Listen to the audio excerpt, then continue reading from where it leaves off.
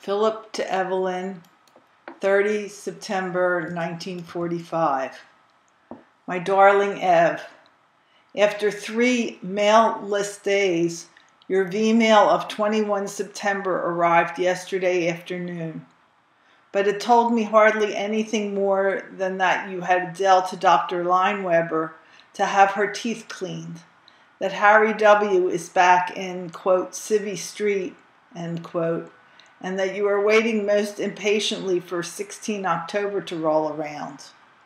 I forget now what particular significance I attached to that date, but if I led you to believe that I might be home by then, you must know how we were swindled out of our rightful places as, quote, 866, end quote. But in my case, I don't think the deal will postpone my sailing by more than 5 or 6 weeks. It's the guys who have only about 65 points who really got the short end of the stick. They probably won't get home till about January. Yesterday they grabbed me for the processing line again. I feel like, quote, often a bridesmaid, never a bride, end quote. So I was busy all day. In the evening, I was too worn out to do anything except lie on my bunk and read. I picked up Ben Ames Williams' Strange Woman in the day room, meaning to read a couple of hours and then drop you a few lines. But I got so interested in the story that before I realized it, it was 10:30. By my new watch, which has yet to lose or gain a half minute since I acquired it. And too late to start a letter. Sorry, honey. Today being Sunday, I slept till 10 o'clock and lay abed till 11. I'll leave it to you, sweet, to imagine what I daydreamed about in that hour. Finally, because I was hungry and it was approaching lunchtime, I dragged myself out from under the blankets, dressed, washed, and hiked to the mess hall. I had forgotten it was Sunday, when we customarily have chicken for dinner. Hungry as I was, I couldn't stomach it, and ate only potatoes and peas. Back home to the hut, still hungry. Back I came to the hut, still hungry. To take my mind off that uncomfortable, empty feeling, I resumed my reading of Strange Woman. But my leisure was interrupted when Sergeant Fox came in to tell me that Lieutenant Carney wanted me at headquarters to compile some information for a report.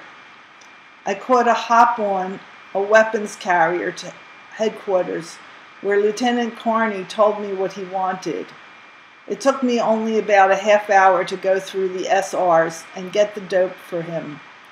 Before I left, he told me to report tomorrow, Monday, to work in the orderly room of my new organization, which the guys refer to with justifiable bitterness as the, quote, 3rd Mess Kit Rape and Ream Squadron, end quote. I don't mind this new assignment for 2 reasons. 1, it will keep me occupied for my remaining time here. 2, I won't be called on to pull KP or guard duty. When I came back to the hut, this time I walked a mile from HQ. It was only 3:30, so I killed the time till supper, reading. By supper time, I was ravenous, not having had a square meal since lunch the day before.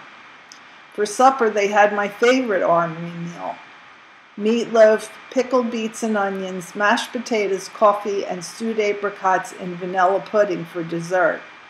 After finishing this meal, I felt a lot better. The picture at the theater is Girl Crazy, which I saw more than a year ago, so I came directly back to start this. At the moment, I have the hut and the radio to myself. Today was payday, and most of the guys have taken off for town and various places. It is more than 3 weeks since I have been to London, and 2 weeks since I've even left the base. I think I'll go into Colchester tomorrow for the evening to see Bert and Evelyn and the Markses. Tonight, after I finish this, I must take a much-needed shower and shave. The station is fast becoming what is known in GI parlance as a, quote, dead base, unquote. The PX, dry cleaning establishment, barber shop, and various other services have been closed down and dismantled. In a few days, the movies and Aero Club will close down. By that time, the GIs awaiting shipment will have gone, leaving only us of the, quote, holding party, unquote, to hold down the fort. We number at present 188 enlisted men and 39 officers, but I heard Major Shamblin say today that this force will be cut to about 70 enlisted men and 6 officers, who will be here a few weeks after the rest of us have shipped out. I say us because the excess will be the higher point men, and there will be no one on the base with more points than I, since I only missed going with the 866 by 1 measly point. In any event, I don't expect to be on the station more than another 2 weeks. Where I'll go from here is as much a mystery to me as it will be to you. But the likelihood, practically the certainty, is that I'll be transferred to an outfit scheduled to ship to the States in a few weeks. That's the situation as it now stands, my sweet, and you know just as much about it now as I do at this writing. With things in the state of flux that they are now, and with my embarkation for home presumably only a matter of 5 or 6 weeks away, the time is showing a tendency to drag interminably. But that may be due in large part to my comparative inaction these past few days. The strange thing is that although the time till departure for POE is growing shorter daily, I can't get excited at the prospect. I think I feel instinctively that the time for that is not yet, that if I allow myself to start anticipating now, I couldn't bear the strain for the duration of the intervening weeks. But I also feel that the tough period of waiting will be those few hours between the moment I am free to come to you and the moment you are again lovingly ensconced in my arms that have waited so hungrily for you these past 2 years and more. So often and so long have I dwelt in my imagination on all the aspects of that precious instant of reunion that I'm almost afraid to admit to myself that all the words I might possibly say to you will stick in my throat. I might even, horror of horrors, break down completely. What would you think of your big, strong hubby then, baby? So if I go to the opposite extreme and greet you almost casually, you will understand, Chippy, that that is my defense against an occurrence of the former. After all, a guy that's as easily moved to tears as I am, remember me in the movies? Could hardly be expected to bear up under the stress and emotional crisis such as our reunion is bound to be. Seriously, though, honey, you must promise not to embarrass me by acknowledging in any way the tears I am just liable to shed on the occasion. And you must not be surprised or hurt by any lack of customary fervor either, because if I feel myself giving way, it's conceivable that I will adopt a formality and brusqueness that will be the exact antithesis of what I am feeling. But only till we are alone. Once we are alone together, I'll know no reserve. Anything goes, and may the best man win.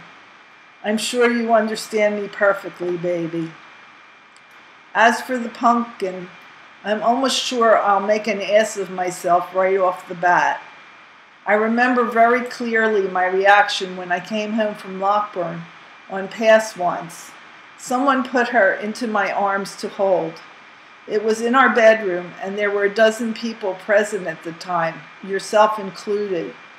The moment I felt her precious little body in my arms, I started to choke up, and when she sleepily put her head against my neck, the sob that started to well almost broke its bounds. I had to turn my back to the assemblage to hide the tears that started. If all those people weren't there at the time, I'm afraid I would have blubbered like the veriest babe. That is why, darling, I must ask you to ensure that my meeting with Adele be a strictly private one, even to your own exclusion if you don't relish the spectacle of your hubby in tears. I'm afraid the pumpkin might neither like nor understand the phenomenon, and might think the less of her daddy for the apparent weakness. So I'm going to make every effort to be strong. God knows I want to be. But I know myself well enough to recognize the possibility that I won't be equal to the occasion. That is why I'm taking no chances and telling you what to expect and what you must do to prevent embarrassing us all. First, I must meet you alone. Then I must meet the pumpkin alone, unless you are willing to risk seeing me in tears. That I'll leave to your own discretion. But no one else until I have met you and Adele. After that, let them all come. One more thing, honey. In the event that I'll be free to come to you before I can let you know that I have arrived, and this is the possibility, then don't think it strange if I don't come directly home, but tell you to meet me at some hotel in town. I just can't face the prospect of coming home to you and a dozen other people. I'm sure you will understand and respect my feelings in this matter, Chippy. Well, darling, I have just about written the evening away. I'll stop now because I have to save some for tomorrow. So hasta mañana, sweetheart. You know I adore you, but if you'll put your arms around me and stand real close so I can get my lips close to your ear, I'll whisper what is ever in my heart. I love you, my Evie. Forever, your Phil.